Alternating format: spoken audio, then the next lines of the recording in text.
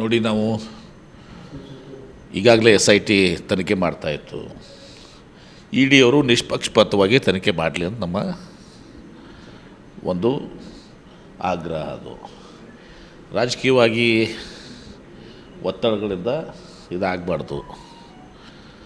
ತಪ್ಪಿಸಿದ್ರೆ ಯಾರಿದ್ದಾರೆ ಅವ್ರಿಗೆ ಶಿಕ್ಷೆ ಆಗೇ ಆಗ್ತದೆ. ಅವ್ರ ಅಧಿಕಾರಿಗಳಿರಲಿ ಯಾರಿರಲಿ. ನಾಗೇಂದ್ರ ಪಾತ್ರ ಅದರಲ್ಲಿ ಇದೇನೋ ಇಲ್ಲೋ ಅನ್ನೋದು ನಿಷ್ಪಕ್ಷಪಾತ ಅನ್ನೋದು ತನಿಖೆ ಆಗಬೇಕು. ರಾಜಕೀಯ ನಿರ್ಧಾರ ಆಗಬಾರ್ದು. SIT ಹೊರತಾಗಿ ED ಬರೋ ಅವಶ್ಯಕತೆ ಇತ್ತಾ?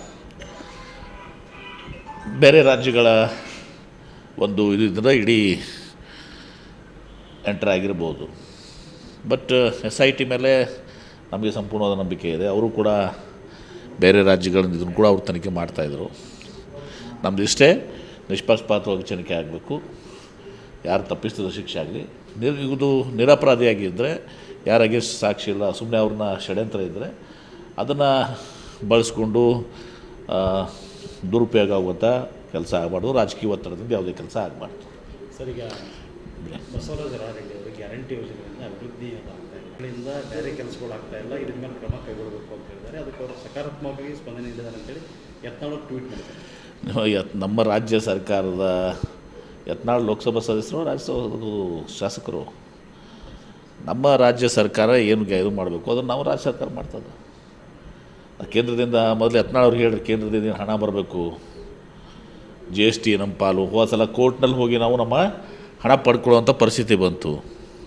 ಸುಪ್ರೀಂ ಕೋರ್ಟ್ನಲ್ಲಿ ಬರ ಪರಿಹಾರಕ್ಕೆ ದುಡ್ಡು ಕೊಡಲಿಲ್ಲ. ಅದನ್ನು ಕೇಳಿದ್ದಕ್ಕಿಂತ ಕಡಿಮೆ ಕೊಟ್ಟರು. ನಮ್ಗೆ ಬರಬೇಕಾಗಿದ್ದ ಅನುದಾನ, ಹೆಚ್ಚಿನ ಅನುದಾನ. ಈಗ ಹೆಂಗಿನ ನಾಳೆ ಚಂದ್ರಬಾಬು ನಾಯ್ಡು ಅವರು, ನಿಮ್ಮ ಇವರು ಯಾರು ಇನ್ನೊಬ್ಬರು ನಿತೀಶ್ ಕುಮಾರ್ ಅವರು ಎಲ್ಲರೂ ಹೋಗಿ ಕೇಳ್ತಾರಲ್ಲ, ಆ ಥರ ಯತ್ನಾಳ್ ಅವರು ಒತ್ತಡ ಮಾಡಿ ನಮ್ಮ ರಾಜ್ಯಕ್ಕೂ ಹೆಚ್ಚಿನ ಹಣ ಕೊಡಿಸಂತ ಹೇಳ್ರಿ. ಅವ್ರಿಗೆ ಅಕ್ಕಿ ಕೊಡಲಿಲ್ಲ, ಹಿಂದೆ ಹರಾಜು ಮಾಡಿದ್ರು ಅಕ್ಕಿಯನ್ನು, ದುಡ್ಡು ಕೊಟ್ಟ ಮೇಲೂ ಅಕ್ಕಿ ಕೊಡಲಿಲ್ಲ. ಇದಕ್ಕೆಲ್ಲ ಯತ್ನಾಳ್ ಉತ್ತರ ಕೊಡಲಿ. ಸರ್, ಕರ್ನ ಗ್ಯಾರಂಟಿ ಯೋಜನೆಗಳಿಂದ ದುಡ್ಡಿಲ್ಲ, ಯಾಕೆಂದ್ರೆ ಫೈನಾನ್ಸ್ ಕೂಡ ಅವರ ಸಲಹೆಗಾರ ಆಗಿದ್ದಕ್ಕೆ ಅವ್ರಿಗೆ ನೋಡಿ, ಅಂಥದ್ದು ಯಾವುದೂ ಇಲ್ಲ. ಅದೇನೇ ಇದ್ದರೂ ಕೂಡ ಮುಖ್ಯಮಂತ್ರಿಗಳಿಗೆ ಅವ್ರು ಎಲ್ಲಿ ಅವ್ರಿಗೆ ಹಾಗೆ ಅವ್ರು ಏನು ಹೇಳಿದ್ದು ನಾವು ಪೂರ್ತಿ ಸ್ಟೇಟ್ಮೆಂಟ್ ನೋಡಿಲ್ಲ. ಸುಮ್ಮನೆ ಯಾಕೆ ಮಾತಾಡಬೇಕು. ಅದು ಅವ್ರು ಯಾವ ರೀತಿ ಹೇಳಿದ್ದಾರೆ, ಏನು ಹೇಳಿದ್ದಾರೆ ಅದನ್ನು ಮುಖ್ಯಮಂತ್ರಿಗಳು ಚರ್ಚೆ ಮಾಡ್ತಾರೆ. ಅಂದರೆ ಯಾವುದೇ ಕೂಡ ಗ್ಯಾರಂಟಿಗಳು ಇದಾಗಿಲ್ಲ. ನಮ್ಮಲ್ಲಿ ಮಾತ್ರ ಈ ಕೆರೆಗೆ ಏನು ಅಭಿವೃದ್ಧಿಗೆ ಒಂದು ಬಂದರೆ ನಾನೇ ಒಬ್ಬನೇ, ಅದು ಸಲಹೆಗಾರ ನನಗೆಲ್ಲ ಗೊತ್ತಿದೆ. ನಾನೇ ಒಬ್ಬನೇ ಈ ಕೆರೆಗೆ ಅಂತಂದು ಇದು ಒಂದೇ ಇದನ್ನು ಮಾಡೋರಿಗೆ ನಂಗೆ ನಾನಿದ್ದರೆ ಇಷ್ಟೆಲ್ಲ ಆಗಿ ಕಷ್ಟಪಟ್ಟು ತೊಗೊಂಡ್ಬಂದಿದ್ದೀನಿ. ಕೆರೆ ಅಭಿವೃದ್ಧಿಗೆ ದುಡ್ಡು, ಬೇರೆ ಅದಕ್ಕೂ ಅಭಿವೃದ್ಧಿಗೆ ದುಡ್ಡಿಲ್ಲ ಅಂತ. ಹೌದಾ? ನೋಡೋದು ನಾನು ಅದನ್ನು ಮುಖ್ಯಮಂತ್ರಿಗಳು ಮಾತಾಡ್ತಾರೆ.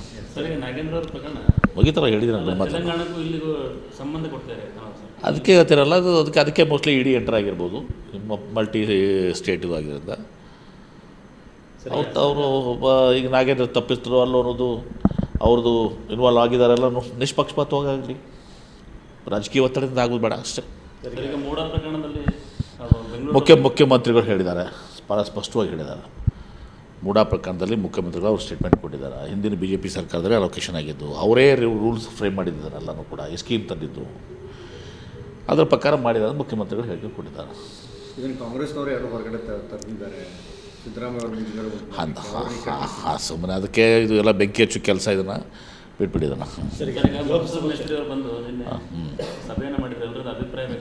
ಅದು ನಾವು ಅಭಿಪ್ರಾಯ ಕೊಟ್ಟಿದ್ದೀವಲ್ಲ, ಹೋಗಿ ಬನ್ನಿ. ಎಲ್ಲ ಕೊಟ್ಟಿದ್ದೀವಲ್ಲ, ಪಕ್ಷಕ್ಕೆ ಕೊಟ್ಟಿದ್ದೀವಿ, ಜಿಲ್ಲಾವಾರು ಕೊಟ್ಟಿದ್ದೀವಿ, ರಾಜ್ಯದಲ್ಲಿದ್ದು ಕೊಟ್ಟಿದ್ದೀವಿ. ಏನೇನು ಕಾರಣ ಅಂತ ಅದೆಲ್ಲನೂ ಕ್ರೋಢೀಕರಿಸಿ ಎಲ್ಲರ ಅಭಿಪ್ರಾಯ ಕೂಡಿಸಿ ಮುಂದೆ ಯಾವ ರೀತಿ ನಾವು ಪಕ್ಷವನ್ನು ಮುನ್ನಡೆಸಬೇಕು, ಶಕ್ತಿ ತುಂಬಬೇಕು, ಮುಂದಿನ ಚುನಾವಣೆಗೆ ಎದುರಿಸಬೇಕು ಅಂತೇಳಿ ನಿರ್ಣಯ ಆಗ್ತದೆ. ಆ ಮನೋಹರ ಐನಾಪುರ ಎಂದೂ ಒಂದು ದಿವಸ ಕಾಂಗ್ರೆಸ್ ಎಲ್ಲಿ ಯಾವ ಕಾಂಗ್ರೆಸ್ನ ಮನೋಹರ ಐನಾಪುರ ಎಲ್ಲ ಪಕ್ಷದ ಓಡಾಡ್ತಾರೆ. ಮನೋಹರ ಐನಾಪುರ ಅವನು ಅವಾಗೇ ಕಾಂಗ್ರೆಸ್ ಪಕ್ಷನಾಗ ಬಂದು ಸೇರ್ತಾನೆ, ತೊಗೋಬೇಡ ಅಂತ ಹೇಳಿದೆ ನಾನು. ಒಂದು ದಿವಸ ರಾಜವಾಲ್ಗೂ ರಿಲೇಷನ್ ಬಂದಿದ್ದಾನೆ.